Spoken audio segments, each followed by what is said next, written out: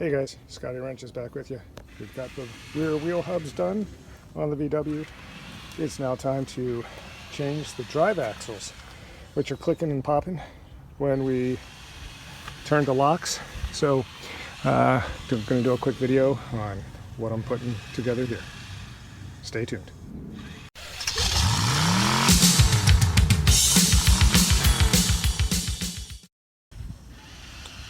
Okay, so our first thing is get it jacked up, wheel off, putting it underneath the car again just for safety.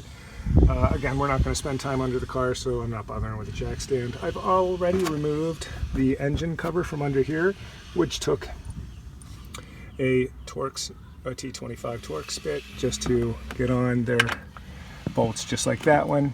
Just back them out, drop your shield right there. That gives us access to the inner portion of the shaft. Come out here, you're going to need a 24mm 12 point. This has to be a 12 point because that's a 12 point bolt there. You're going to get on there and break that one loose. You might need to lock your wheel in place or rotor and axle in place by putting a screwdriver against your brake caliper there. That'll hold it in place. But honestly, I kind of hung on this thing for a bit and it wasn't coming loose, so I actually just used my big 1/2 inch impact to break it loose, and it had to bang on it a little bit. You'll know why when you see how much torque that goes in with. So the end is 147 pound-feet of torque plus 180 degrees of twist. So yeah, again, it's on there. So use an impact if you got it. So we'll just remove this bolt. I like the idea of leaving it in a handful of teeth and then banging on it to get it to be pushed through the hub just a little bit. Now bolts out, so we're good there. I'm going to throw that over there on the pile of detritus. I've already taken off the 3 nuts that were holding the ball joint to that lower control arm and lifted that up. Sorry I didn't show you that. Those are 17mm, fairly easy to take off and just pry that apart. Then do not fully remove the axle from the hub assembly at this point, because you're going to need to be able to lock that thing still from rotating in order to be able to take off those bolts that are inside there. And you can see these are going to be M12. What is this considered actually? Oh, that's a 10mm. And that's called a triple square, which is a nice German tool to give you a lot of purchase. These guys are in actually fairly stoutly too, so you're going to need 13mm on my particular triple square and a breaker bar to be able to loosen those up. And then once you get them kind of hand loose, you can just back them out by hand this way. There are broad washers holding this, so they just spread pressure. Once you kind of get them finger loose, you can just again take them off by the heads. So a little bit of time there, you can kind of see that broad washer in there.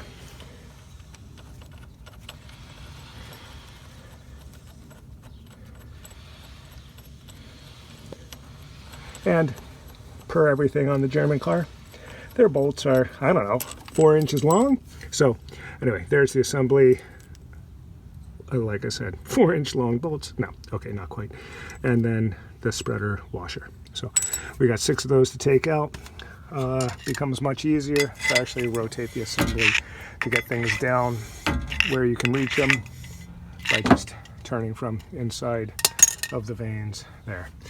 So just going to take out the remainders, and then I'll show you how we drop this thing out and then up with the new. This is actually a much quicker job than the hubs were. All right, so I've got all 6 of those bolts with their broad washers out. We're just going to give this a little wiggle, and it should just kind of come out of its position there. So we are out from the transmission side. I can just pull that away. That'll give me some room to maneuver. Then I'm going to pull it out from this side. We should be able to walk this right out and then back in kind of the opposite way with the new. All right, so again, we had dropped out from up there. Shaft basically just rested there. Walked out here.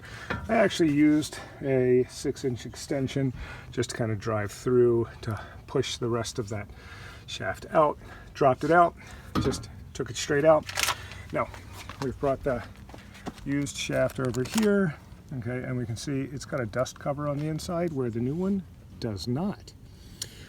And you'll also, you can notice, this looks like this shaft is much longer. So if we look at that, whoop, wait a minute, what's going on there?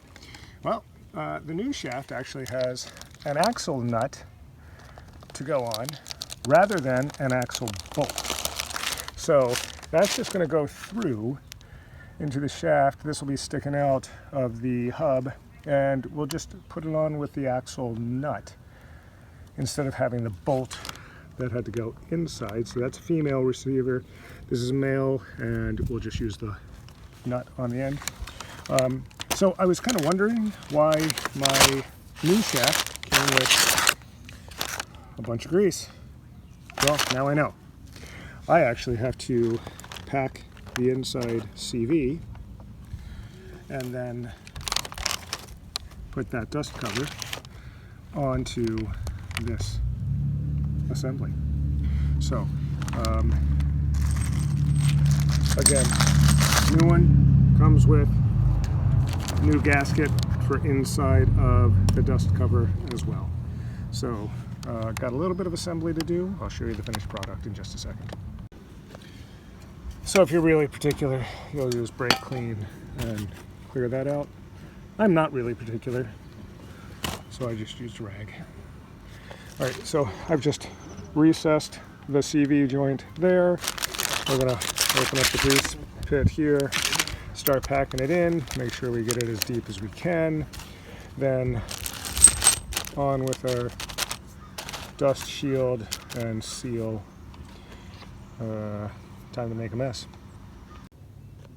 All right, so we've emptied the contents of the grease packet into the CV joint here, and then I've just placed the gasket lightly on right now, and then on is going to go the dust cover over the top of that just to kind of keep everything sealed in there, and then, oh, isn't this interesting?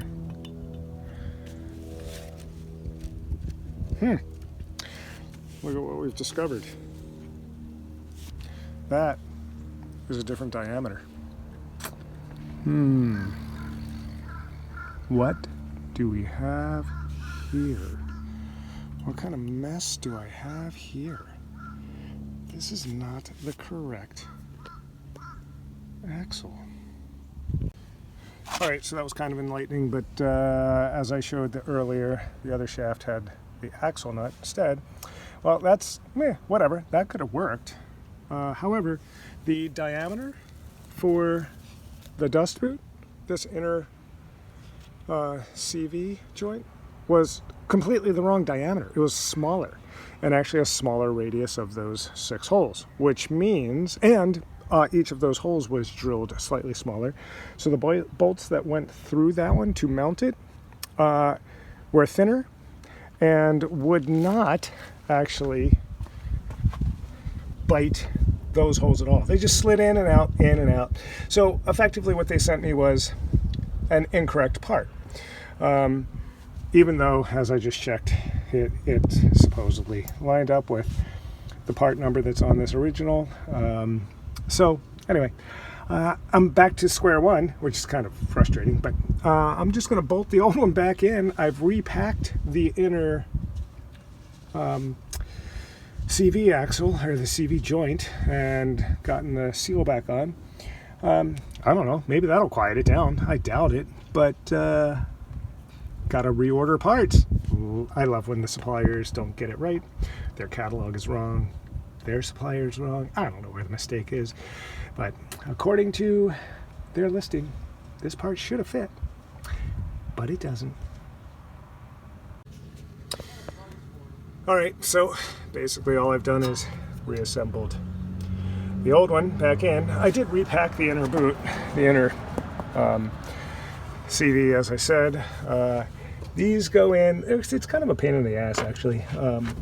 You have to get this lined up, get one of these bolts started, preferably with a washer already on it so that you don't have to take it back out and start over. But you're gonna get it in, you're gonna have to hold that thing mashed up against the transaxle, and basically try to get it finger started there. And then I just went to the next one on the other end of that washer, did that one, and just worked my way around, keeping it flush against the transaxle.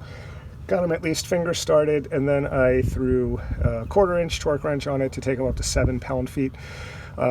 You do 7, basically, I'm not sure that it matters, but they say do it in a cross pattern, so that you would do this one, skip those 2, roll around to that one. And then do this one, skip those 2, roll around to that one. And then do the last set here, skip 2, roll around to the other side. You basically have to keep rotating the assembly so that you have access here to do your tightening. This is where you have the cleanest amount, because back here it gets pretty dang tight, like you don't really have access to it. So the simplest way to rotate the assembly is with a screwdriver through the veins of the caliper and just work yourself through here. Okay. And then you will actually need to lock the assembly from rotating by coming into the vein up against the caliper there, and then you can tighten in here because things won't rotate on you.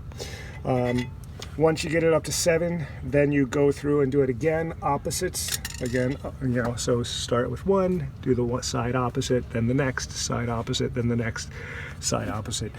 You take it up to 51 pound-feet of torque there. So I got that buttoned up.